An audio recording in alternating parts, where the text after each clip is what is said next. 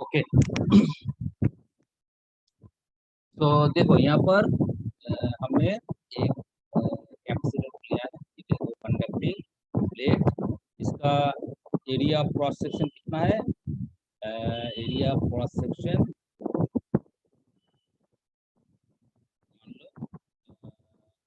Capital A square metre, इसके बीच का जो डिस्टेंस है एंड डिस्टेंस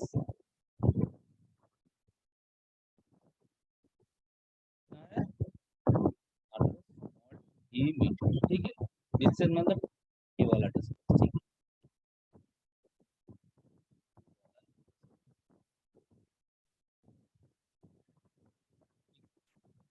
इसका जो कैपेसिटेंस है, कैपेसिटेंस का वैल्यू कितना है? क्यू, एंड चार्ज जो है कितना है? इलेक्ट्रिक चार्ज क्यू, है ना। सो ये क्या है? ये पैरेलल प्लेट कैपेसिटर है, ठीक है। Now now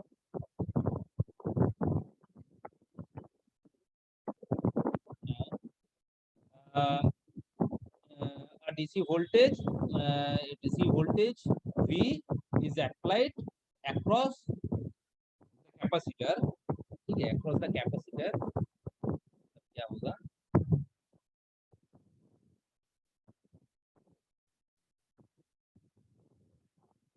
across the capacitor हम DC voltage पे अप्लाई कर रहे हैं, ठीक है। सो there will be an electric charge, there will be an electric charge, charge कितना है? Q है, ठीक है। तो यहाँ पर हम जानते हैं कि यहाँ पर जो रिलेशन बनता है Q एंड V के साथ, चार्ज एंड वोल्टेज के साथ, वो क्या होता है? Q directly proportional to the V, ठीक है, Q is directly proportional to the V, and इसका अगर इस प्रोपोर्शनलिटी सिंबल को अगर हम हटा देंगे तो क्या आएगा? Q is equal to C into V, C into V। तो ये C क्या है? C is a constant, and इसको हम क्या कहते हैं? C is constant and is called हम क्या कहते हैं?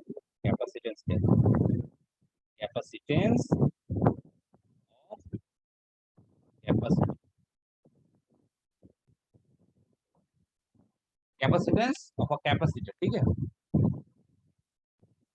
तो C इज इक्वल टू आएगा चार्ज और वोल्ट, चार्ज और volt.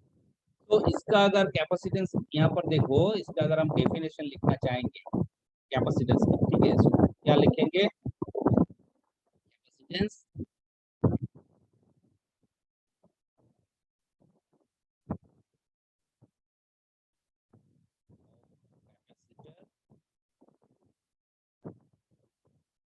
capacitance of a capacitor is defined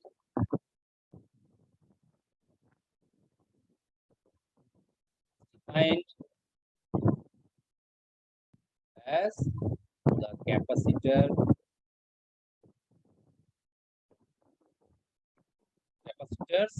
charge per unit applied, per unit applied, per unit applied, per per unit applied voltage जो होगा वही क्या होता है, वही कैपेसिटर होता है। ठीक है, इसको हम क्या कहते हैं, कैपेसिटर कहते हैं। एंड कैपेसिटेंस, ये जो कैपेसिटेंस है किसके ऊपर डिपेंड करता है, मटेरियल के ऊपर डिपेंड करता है। ठीक है, एंड ये बात याद रखना, C C is C depend upon the dielectric material used in the capacitor, used in the capacitor। ठीक है, so different different insulating material के लिए ये जो कैपेसिटेंस होता है ये अलग अलग होता है। सो यहाँ पर देखो, ये जो डिफरेंस है, ये डिफरेंस कौन डिसाइड करता है, ये डिफरेंस जो डिसाइड करता है उसको हम क्या कहते हैं, उसको हम रिलेटिव परमिटिविटी कहते हैं। इसको हम रिलेटिव परमिटिविटी, जैसे परमिटिविटी रिलेटिव परमिएबिलिटी होता है, यहाँ पर रिलेटिव परमिटिविटी एक टर्म आ जाता है, जैसे कि permittivity and relative permittivity. So relative permittivity क्या है, the property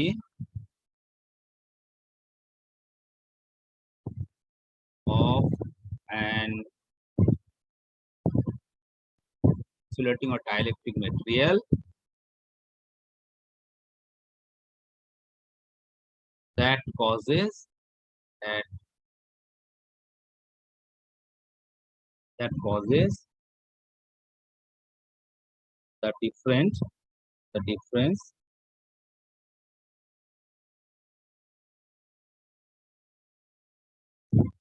that causes the difference is called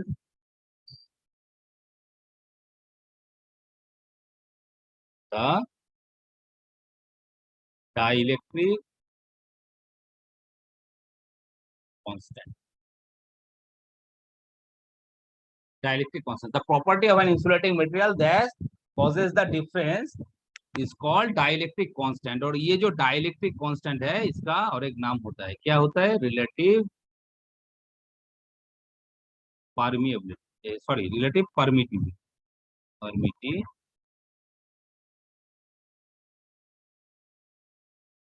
क्या होता है, रिलेटिव परमिटिविटी, इसको हम रिलेटिव परमिटिविटी कहते हैं। And is denoted by epsilon R. Epsilon R से इसको हम डिनोट करते हैं। ठीक है, ये क्या होता है, ये हमारा रिलेटिव परमिटिविटी होता है। इसका और एक डेफिनेशन है, क्या है, मान लो कि ये जो कैपेसिटेंस है, किसी भी कैपेसिटर का जो कैपेसिटेंस है, मान लो कि वो सी है। ठीक है, वो क्या है, सी है। So capacitance of a capacitor is C. And अगर मीडियम के जगह अगर हम वैक्यूम या तो फिर फ्री स्पेस को यूज करते हैं, तब जो कैपेसिटेंस बनेगा मान लो कि वो सी नॉट है, सी नॉट। ठीक है, सी नॉट क्या है, सी नॉट कैपेसिटेंस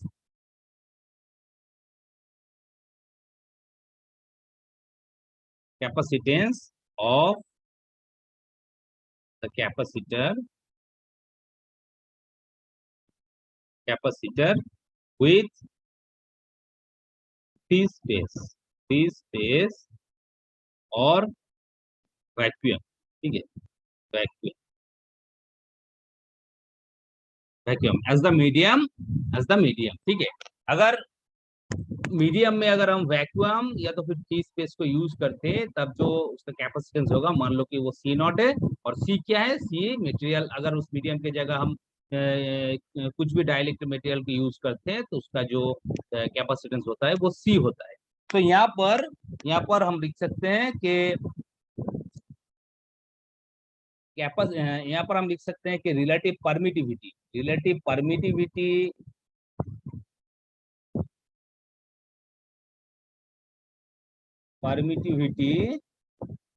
और डाइलेक्ट्रिक कांस्टेंट, रिलेटिव परमिटिविटी और dielectric constant, electric dielectric constant of a material is defined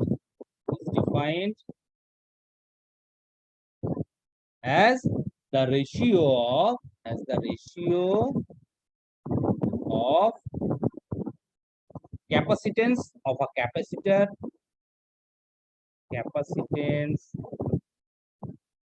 of a capacitor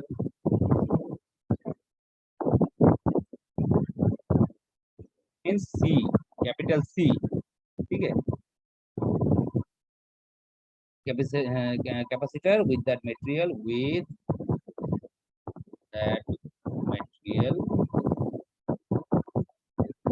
as dielectric between conducting plate, as dielectric between conducting plate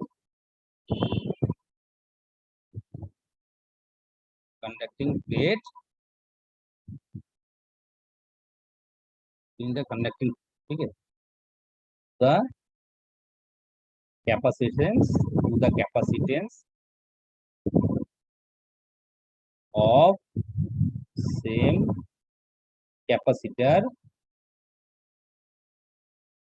of same capacitor with vacuum or with vacuum or free space, okay,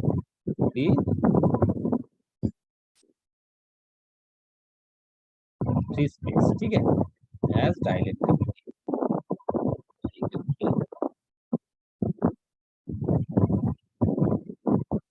सो इन दोनों का ये जो capacitance है, ठीक है, ये जो capacitance है मतलब कि एक तो हो गया हमारा जब हम डाइलेक्ट्रिक मटेरियल यूज कर रहे हैं उसका कैपेसिटेंस, ठीक है, और दूसरा क्या है, दूसरा जो उसके जगह अगर हम वैक्यूम को यूज कर देंगे तो उसी कैपेसिटेंस का जो कैपेसिटेंस बनेगा, इन दोनों का जो रेशियो होता है उसको हम क्या कहते हैं, उसको हम डाइलेक्ट्रिक कांस्टेंट कहते हैं और रिलेटिव परमेबिलिटी कहते हैं कि mu R is equal to C upon E naught. तो रिलेटिव परमिएबिलिटी क्या होता है, इन दोनों का बीच जो रेशियो बनता है उसको हम रिलेटिव परमिएबिलिटी और डाइलेक्ट्रिक कांस्टेंट कहते हैं। और जो परमिटिविटी और एब्सोल्यूट परमिटिविटी होता है, एब्सोल्यूट परमिटिविटी और परमिटिविटी ऑफ द मटेरियल, वो क्या होगा, इन दोनों का मतलब एक वो हो गया रिलेटिव परमिएबिलिटी और एक बनता है जो क्या है ई नॉट, ठीक है। So E naught epsilon naught क्या होता है, परमिटिविटी ऑफ फ्री स्पेस और वैक्यूम, है ना, परमिटिविटी ऑफ फ्री स्पेस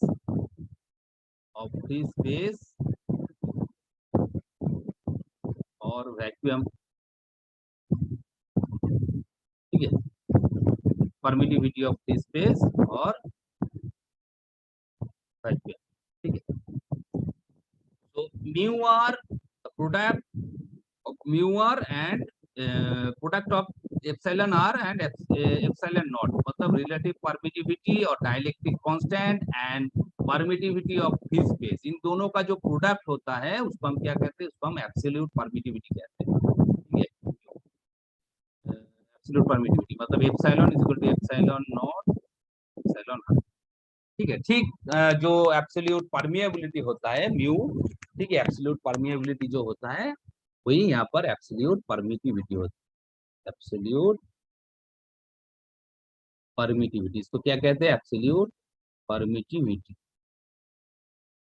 तो हम क्या कहते हैं, absolute permittivity epsilon is equal to mu, epsilon is equal to epsilon naught into epsilon R, ठीक है, एप्सिलॉन आर। और यहाँ पर ये जो एप्सिलॉन नॉट है मतलब परमिटिविटी ऑफ फ्री स्पेस, इसका एक वैल्यू होता है, वैल्यू क्या है इसको याद रखना, ठीक है, 8.854 into 10 to the power minus 12 caret पर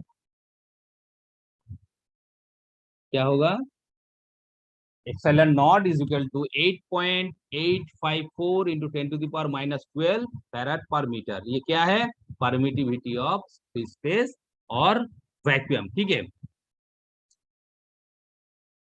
अब देखो इसका जो रिलेटिव परमिटिविटी है, ठीक है, रिलेटिव परमिटिविटी, अगर रिलेटिव परमिटिविटी ऑफ वैक्यूम कितना आएगा, तो रिलेटिव, इसको भी याद रखना,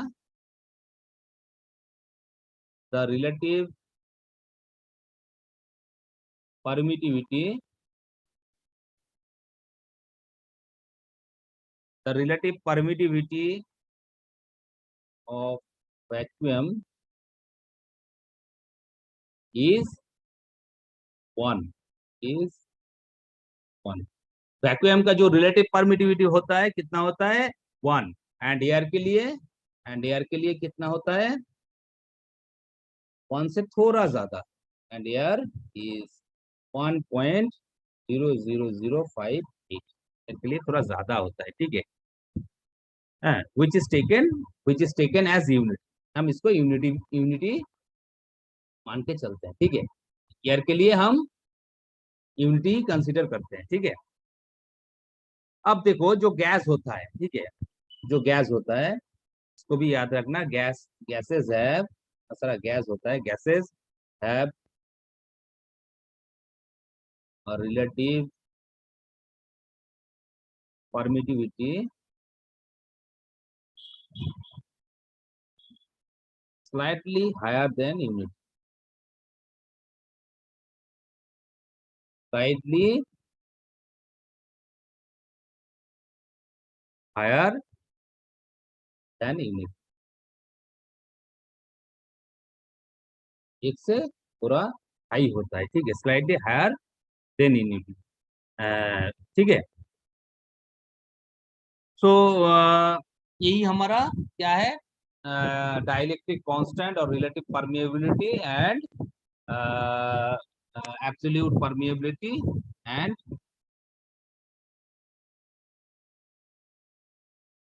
परमिटिव। ठीक है, परमिटिव। सर इसमें ई नॉट यूनिटलेस नहीं होगा? क्या? इसमें यू नॉट यूनिटलेस नहीं होगा sir? Epsilon not? Yes sir. क्यों?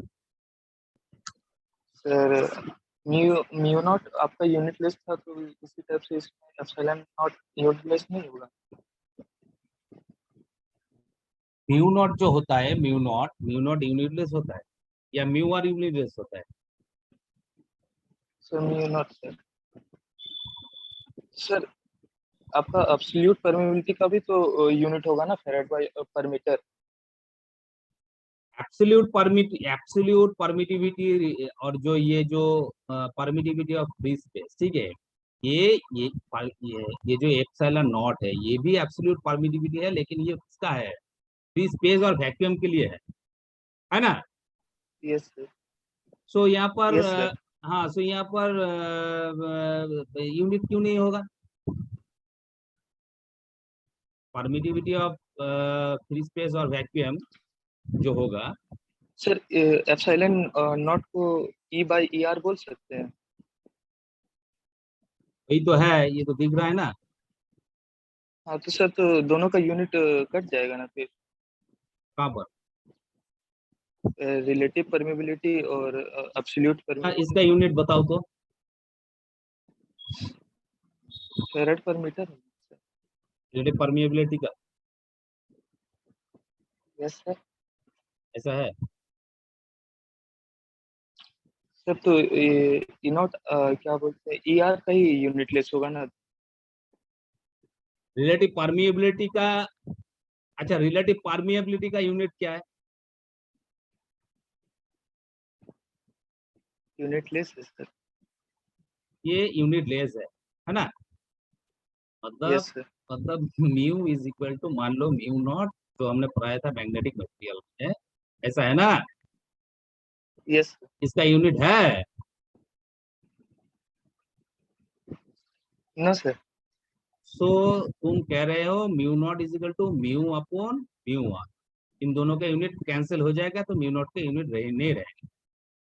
है ना, इसी तरह सर से। हम उल्टा नहीं सर, हम म्यू आर को म्यू नॉट सोच लिए थे। ऐसा सोचने से कैसा होगा, ऐसा सोचने से कैसा होगा, अभी कुछ दिन पहले ही तो हमने पढ़ाया था मैग्नेटिक मटेरियल, है ना, इसको याद रखना यस चाहिए। सर।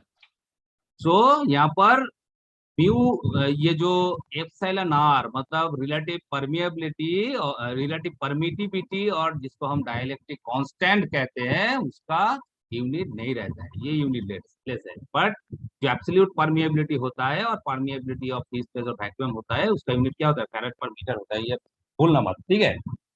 सो अब चलो देखते हैं, कुछ मटेरियल होता है जिसका हमें डाइलेक्ट्रिक कांस्टेंट और रिलेटिव परमिएबिलिटी को याद रखना होगा, ठीक है। सो वो हम देख लेते हैं कुछ मटेरियल के लिए।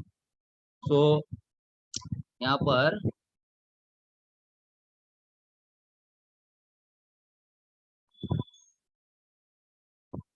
मटेरियल, यहाँ पर ले लो डाइलेक्ट्रिक स्ट्रेन, डाइलेक्ट्रिक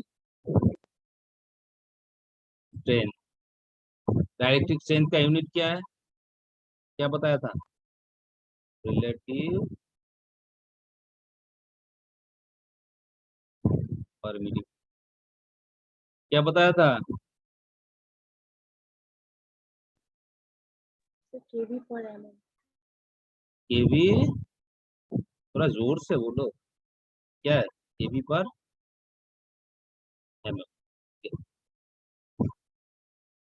केवी पर एमएम, ठीक है। डाइलेक्ट्रिक स्ट्रेन क्या होता है, ये पिछले क्लास में हमने डिस्कस किया था। सो अब हम देखेंगे कुछ मटेरियल है जिसका, कुछ कॉमन सा डाइलेक्ट्रिक मटेरियल होता है जिसका जो डाइलेक्ट्रिक स्ट्रेंथ और रिलेटिव परमिटिविटी का वैल्यू क्या होता है, वो हम देख लेते हैं। पहला पॉइंट एयर ही ले लेते हैं, ये कॉमन मटेरियल है एयर।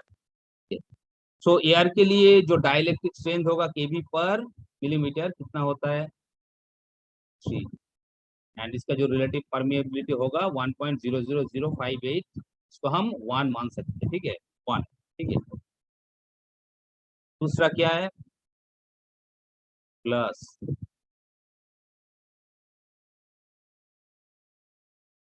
क्लास के लिए ये जो डाइलेक्ट्रिक स्ट्रेंथ होगा 5 टू 12, ठीक है, 5 टू 12, एंड इसका जो रिलेटिव परमिएबिलिटी होता है तकरीबन 3.3 के आसपास होता है, ठीक है। तीसरा क्या है, माइका, माइका, तो माइका के लिए 40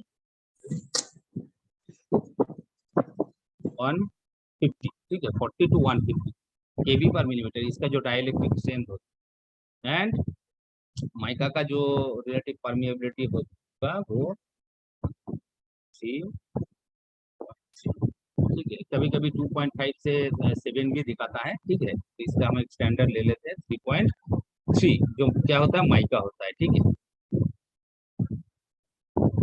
जो पेपर होता है, पेपर, इसको हम एज अ इंसुलेटिंग मटेरियल भी यूज करते हैं, ठीक है, पेपर,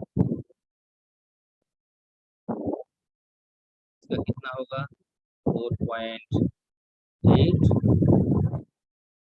4.8 टू 9, 4.8 टू 9, एंड इसका जो रिलेटिव परमिएबिलिटी होता है उससे 0.5 होता है, ठीक है।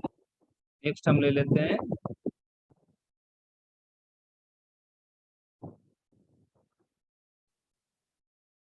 बैकलाइट, बैकलाइट के लिए इसका जो डाइलेक्ट्रिक स्ट्रेंथ होगा 20 से 25, 20 से 25 केवी पर मिलीमीटर, एंड इसका जो रिलेटिव परमिएबिलिटी होता है उसका वैल्यू होगा 5.6, 5.6। नेक्स्ट पोर्सेलिन, ठीक है, पोर्सेलिन,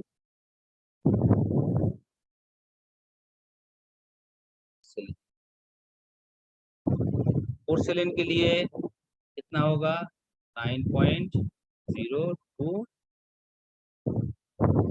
20, ठीक है, मतलब 9 से 20 तक, 9 to 20 केबी पर मिलीमीटर, ठीक है, केबी पर मिलीमीटर। और इसका जो रिलेटिव परमिटिविटी होगा, इसका वैल्यू क्या होगा, 7, 4 to 7। ये होगा हमारा पोर्सिलेन। अब 7, ये एक वेरी वेरी इंपॉर्टेंट मटेरियल है, ट्रांसफॉर्मर ऑयल।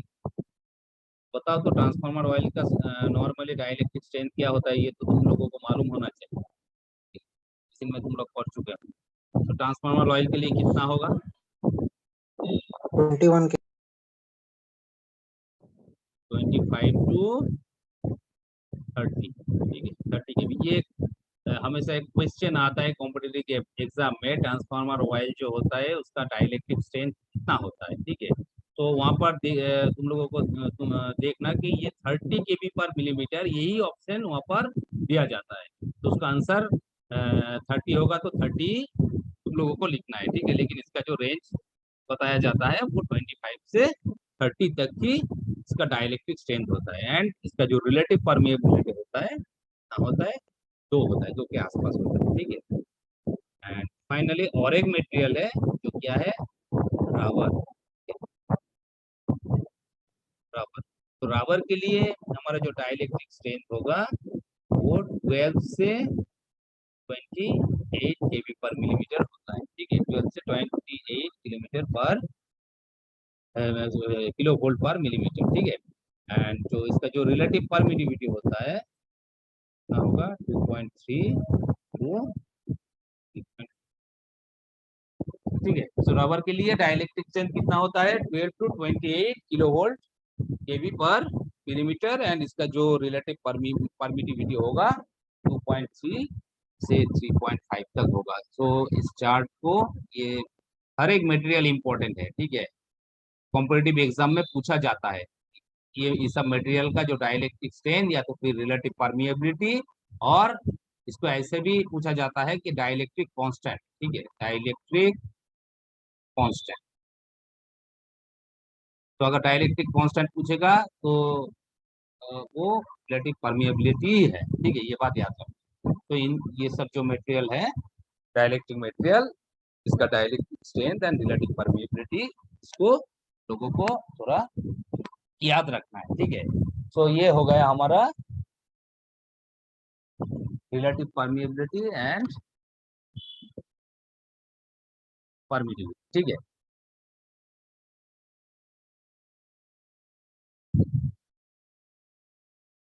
अब हम देखेंगे ये डाइलेक्ट्रिक ब्रेकडाउन क्या होता है।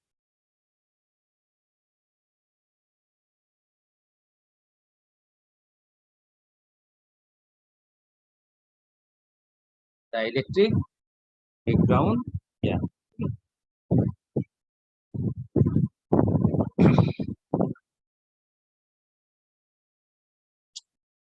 डाइलेक्ट्रिक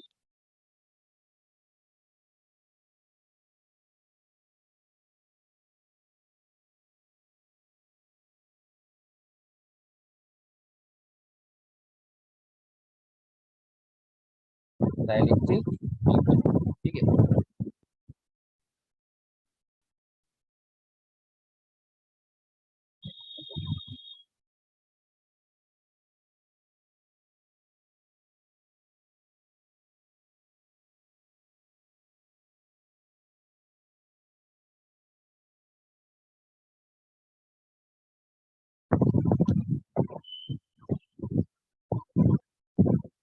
सो डाइलेक्ट्रिक ब्रेकडाउन क्या होता है, देखो एक पर्टिकुलर वोल्टेज में हम जानते हैं कि डाइलेक्ट्रिक मटेरियल और इंसुलेटिंग मटेरियल फेलियर हो जाता है, ठीक है। डाइलेक्ट्रिक ब्रेकडाउन क्या होता है, इंसुलेटिंग मटेरियल फेलियर हो जाता है। कभी कभी क्या होता है, हम जानते हैं कि जो इंसुलेटिंग मटेरियल या डाइलेक्ट्रिक मटेरियल है के अंदर से करंट फ्लो नहीं करता है, ठीक है, क्योंकि ये एक इंसुलेटर है ना।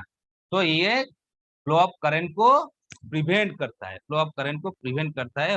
जब भी हम इसके ऊपर हम एक्सटर्नल फील्ड को अप्लाई करते हैं या फिर पोटेंशियल को अप्लाई करते हैं, तो एक अच्छा डाइलेक्ट्रिक और insulating material flow of current को प्रिवेंट करते हैं। लेकिन जब भी ये फेलियर हो जाएगा, मतलब कि ये इंसुलेटिंग मटेरियल या तो फिर डाइलेक्ट्रिक मटेरियल के अंदर से करंट फ्लो होना स्टार्ट हो जाएगा, या तो फिर डाइलेक्ट्रिक मटेरियल या इंसुलेटिंग मटेरियल फेल कर जाएगा, ठीक है।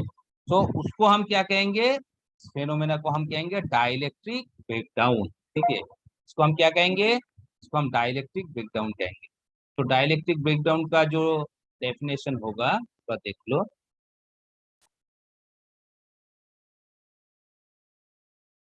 डाइलेक्ट्रिक ब्रेकडाउन एक्चुअली है क्या? Dielectric breakdown, dielectric breakdown is the failure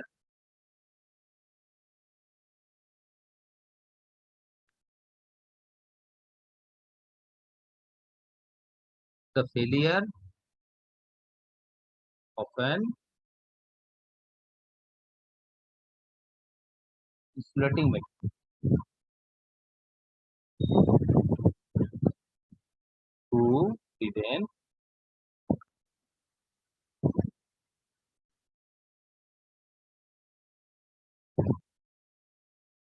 flow of to prevent the flow of current under an applied electrical stress, applied electrical stress, ठीक है। जब भी हम किसी डाइलेक्ट्रिक मटेरियल के ऊपर जब फील्ड को अप्लाई करते हैं तो उसमें से एक स्ट्रेस लगता है, ठीक है।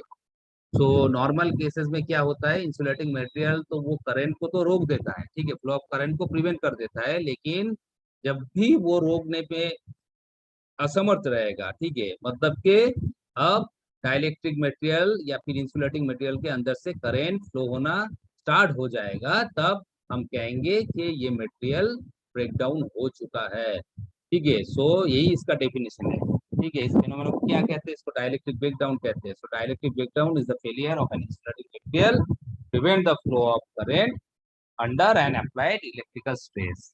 अब देखो, ये तो डाइलेक्ट्रिक ब्रेकडाउन हो गया। ब्रेकडाउन वोल्टेज किसे कहेंगे, तो नॉर्मली जिस वोल्टेज में ये ब्रेकडाउन कर जाएगा उसको हम ब्रेकडाउन वोल्टेज कहेंगे, ठीक है। जब ये इंसुलेटर फेलियर हो जाएगा तो ब्रेकडाउन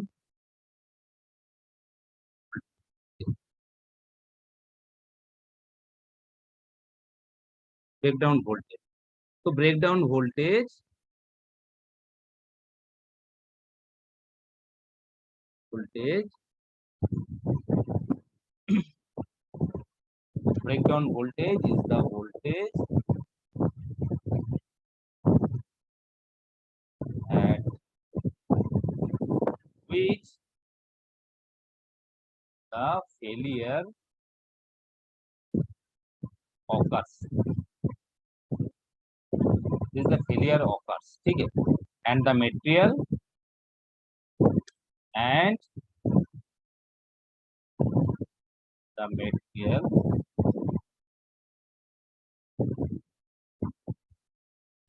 no longer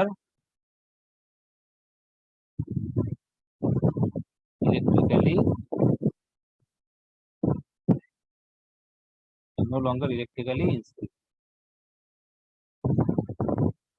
मतलब अब इसका क्या है, इसका इंसुलेटिंग प्रॉपर्टी पूरा का पूरा खत्म हो जाएगी, ठीक है। So breakdown voltage is the voltage at which the material failure occurs and the material no longer electrically insulating, मतलब कि वही जो डाइलेक्ट्रिक या तो फिर इंसुलेटिंग मटेरियल का जो वैलेंस बैंड होता है या कंडक्शन बैंड होता है, अब उस बैंड के बीच जो एनर्जी गैप होता है वो पूरा का पूरा क्या होगा, पूरा का पूरा वो एनर्जी खत्म हो जाएगा, मतलब कि अब वहां से करंट फ्लो होना स्टार्ट कर देगा। मतलब उस मटेरियल का जो इंसुलेटिंग प्रॉपर्टी है, तो इंसुलेटिंग प्रॉपर्टी अब खत्म हो चुका है, ठीक है। तो जिस वोल्टेज पे ऐसा होगा उसको हम क्या कहेंगे, तो हम ब्रेकडाउन वोल्टेज कहेंगे, ठीक है, ब्रेकडाउन वोल्टेज कहेंगे। और ये जो घटना है, ठीक है, इसको हम क्या कहेंगे, इसको हम डाई इलेक्ट्रिक ब्रेकडाउन कहेंगे। सो ये डेफिनेशन को थोड़ा याद रखना, ठीक है, dielectric breakdown and breakdown हो। तो ठीक है, आज और तो टाइम नहीं है, अभी 3 मिनट ही बचा है, तो आज यहीं पर क्लास को खत्म करते हैं। नेक्स्ट क्लास में एक नए टॉपिक को डिस्कस करेंगे, ठीक है। तो आई होप तुम लोगों को ये टॉपिक अच्छे से समझ में आया होगा, ठीक है। तो घर में थोड़ा स्टडी करना, ठीक है, नहीं तो भूल जाओगे, ओके।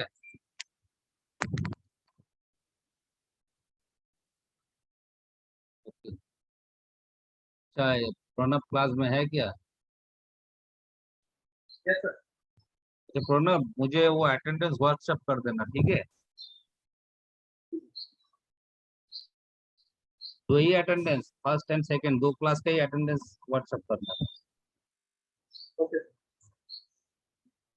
ओके, सो ठीक है, आज क्लास को यहीं पर खत्म करते हैं, नेक्स्ट क्लास में मिलते हैं।